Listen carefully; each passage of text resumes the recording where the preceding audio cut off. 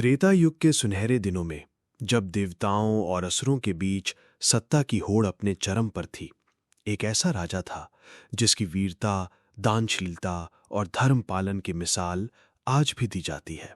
राजा महाबली। वो असुर वंश में जन्मा था, लेकिन उसके हृदय में वैसा क्रूरपन नहीं था जैसा लोग असुर सुनते ही सोचते हैं।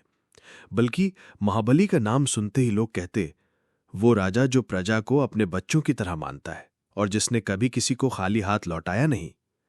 महाबली प्रहलाद का पौत्र था और विरोचन का पुत्र। प्रहलाद वही भक्त जिसने भगवान विष्णु के भक्तिभाव से अपने पिता हिरण्यकशिपु के अहंकार को तोड़ा था। शायद यही कारण था कि महाबली में धार्मिकता, दया और वचनबद्धता का गुण जन्म से ही था, लेकिन साथ ही उसमें अद्भुत वीरता भी थी। वो रणभूमि में अकेला सैकड़ों योद्धाओं का सामना कर सकता था। महाबली ने कठोर तप और युद्ध कौशल से अपनी शक्ति बढ़ाई। उसकी तलवार की धार देखकर देवता भी सोचते कि इससे सामना करना आसान नहीं। कहते हैं महाबली का साम्राज्य धरती, पाताल और स्वर्ग तक फैला हुआ था। उसका शासन न्यायप्रिय था, कर कम थे और किसी के पास भूख या गरीबी का नामो निशान नहीं था। यहां तक कि उसके दरबार में दुश्मन भी निडर होकर न्याय पाने आते। एक बार एक घायल देवता उसके दरबार में मदद मांगने आया। सभा में सबको लगा कि राजा उसे बंदी बना लेगा, लेकिन महाबली ने कहा, मांगने वाला चाहे मित्र हो या शत्रु, दान देने वाले का धर्म नहीं बदलता। उसने अपने चिकित्सकों से देवता का इलाज कराया और उसे सम्मान के साथ विदा किया। इस घटना के बाद उसकी दानशीलता की चर्चा देवताओं के लोक तक पहुंच गई। महाबली को यज्ञ और दान का विशेष शौक था। कहा जाता है कि वो हर यज्ञ में ब्राह्मणों, ऋषियों और साधुओं को असीमित दान देता था। गाय, स्वर्ण, भूमि जो भी कोई मांगे वो बिना सोचे दे देता। लेकिन यही उसका सबसे बड़ा गुण आगे चलकर उसकी परीक्षा का कारण बनने वाला था। राजा महाबली की वीरता केवल धरती तक सीमित नहीं थी। उसकी सेना इतनी संगठित और शक्तिशाली थी कि कोई भी राज्य उसका सामना करने की हिम्मत नहीं करता था।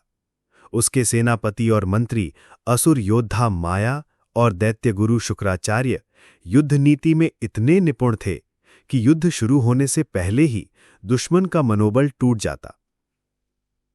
धीरे धीरे महाबली का साम्राज्य इतना विशाल हो गया कि उसके मंत्रियों ने सलाह दी, महाराज, अब एक ही लोक बाकी है जिसे आपने जीता नहीं, देवताओं का स्वर्गलोक। महाबली पहले तो मुस्कुराया। स्वर्ग? वहां इंद्र का शासन है, वो मेरा पुराना शत्रु है, लेकिन मैं युद्ध केवल विजय के लिए नहीं, धर्म के लिए करता हूं। लेकिन फिर जब उसे पता चला कि स्वर्ग में भ्रष्टाचार फैल गया है और इंद्र अपनी शक्ति का दुरुपयोग कर रहा है, तो उसने प्रण किया, यदि स्वर्ग की प्रजा अन्याय झेल रही है तो वहां भी धर्म स्थापित करना मेरा कर्तव्य है। महाबली ने विशाल युद्ध की तैयारी की। उसकी सेना में हजारों रथ, हाथी, घोड़े और अदृश्य योद्धा थे। कहते हैं कि जब उसकी सेना स्वर्ग की ओर बढ़ी तो बादल गरजने लगे, बिजली कड़कने लगी और तीनों लोकों में भय फैल गया।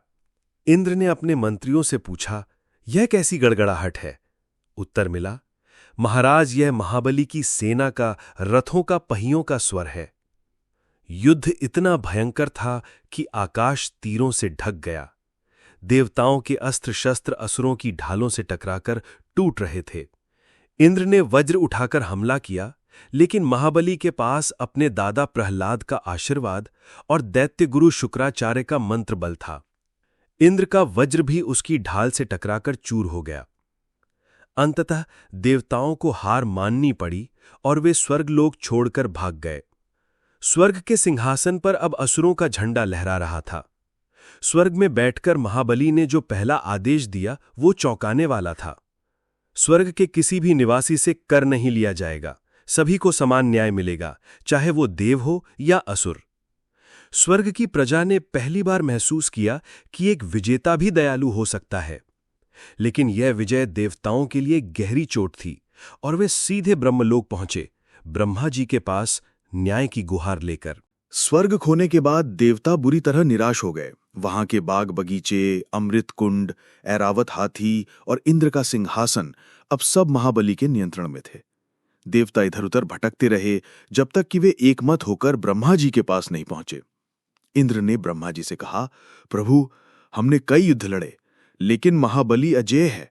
वो दानशील और धर्मप्रिय भी है, इसलिए उसे अधर्मी कहकर मारना भी उचित नहीं लगता। ब्रह्मा जी ने गंभीर स्वर में कहा, बलि को युद्ध में हराना कठिन है, लेकिन उसकी दानशीलता ही उसका मार्ग खोलेगी। ये कार्य केवल श्री विष्णु ही कर सकते हैं। माता अतिथि का संकल्प। ब्रह्मा जी के कहने पर देवता वैकुंठ पहुंचे। वहां भगवान विष्णु ने सभी की पीड़ा सुनी और बोले, महाबली का अंत उसके गुणों से होगा, दोषों से नहीं। मैं उसका परीक्षण लूंगा, लेकिन इसके लिए उन्हें उचित समय और रूप चाहिए था। तभी देवताओं की माता अदिति यानी ऋषि कश्यप की पत्नी आगे आई।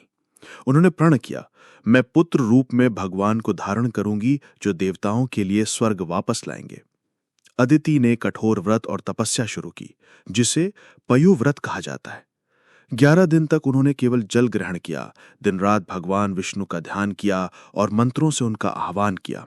कहते हैं, जब अदिति तप कर रही थीं, तो उनके चारों ओर दिव्य प्रकाश मंडल बनने लगा। आकाश में पुष्पों की वर्षा हुई और ऋषियों ने देखा कि स्वयं नारद मुनि वहां प्रकट हो गए। नारद ने कहा, माता, आपका तप सफल होने वाला है।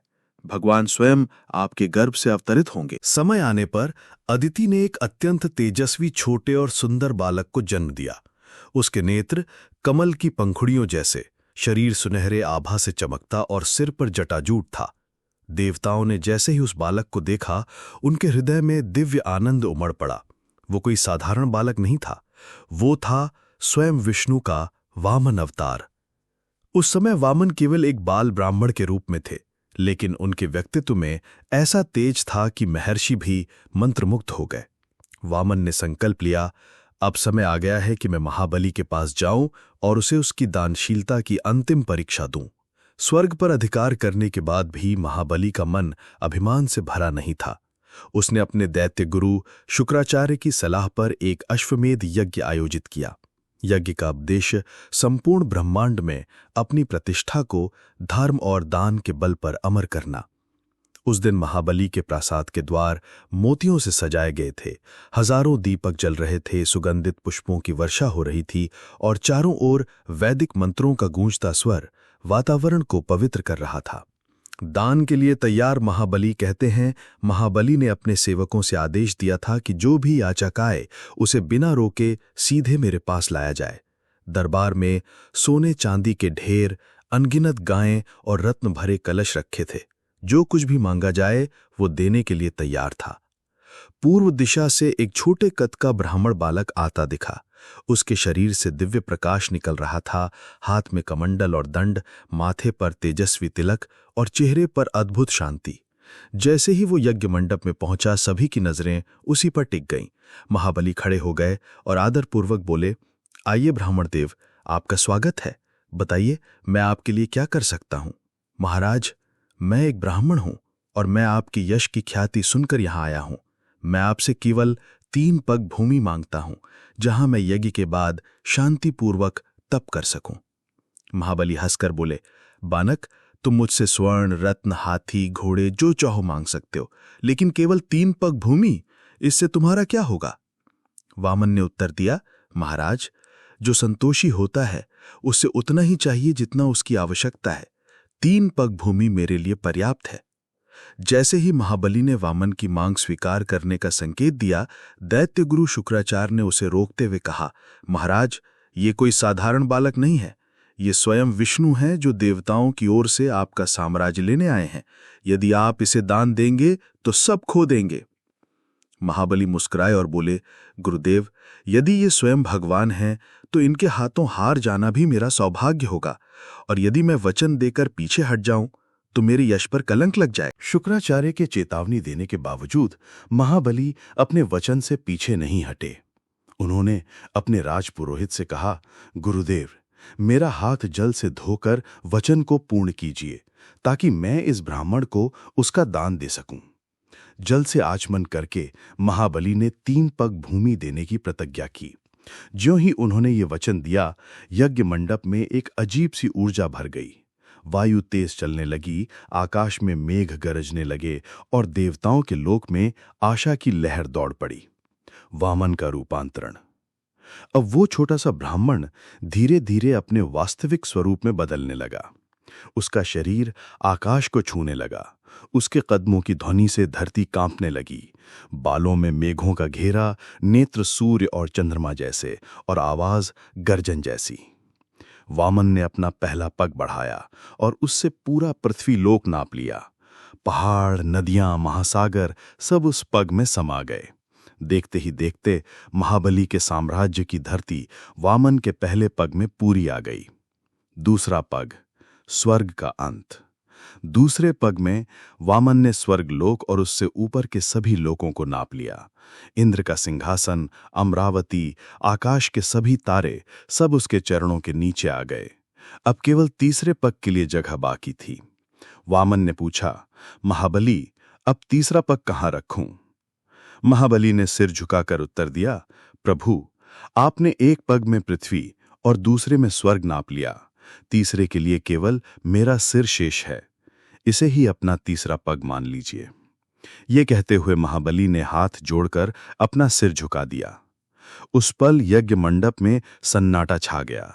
देवता, असुर, ऋषि सभी की आंखों में यह दृश्य बस गया कि एक राजा अपने वचन के लिए अपना सब कुछ न्योछावर कर रहा है। जब महाबली ने अपना सिर तीसरे पग के लिए आगे किया, वामन ने दिव्य मुस्कान के साथ अपना चरण उसके मस्तक पर रख दिया।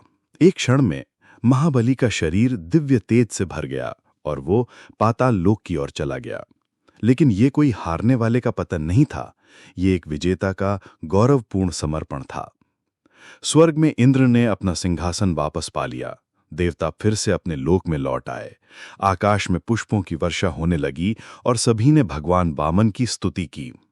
जाने से पहले महाबली ने वामन से निवेदन किया, प्रभु, मैंने हमेशा धर्म और दान का पालन किया है। मैं चाहता हूं कि मुझे अपनी प्रजा से अलग ना किया जाए। वामन ने प्रसन्न होकर कहा, महाबली, तुम अद्वितीय हो। तुम्हें हर वर्ष अपनी प्रजा से मिलने का अधिकार रहेगा। तुम्हारे राज्य में कोई भूखा नहीं रहेगा और तुम्हारा नाम युगों युगों तक दान की मिसाल बना रहेगा। इसी आशीर्वाद के कारण आज भी कई स्थानों पर ओणम पर्व महाबली की स्मृति में मनाया जाता है। वामन ने महाबली को पाताल लोक का राजा बनाया, एक ऐसा लोक जो वैभव, रत्नों और अद्भुत सुंदरता से भरा था। लेकिन वहां भी महाबली ने वही न्याय, दान और धर्म का शासन किया जो उसने धरती पर किया था।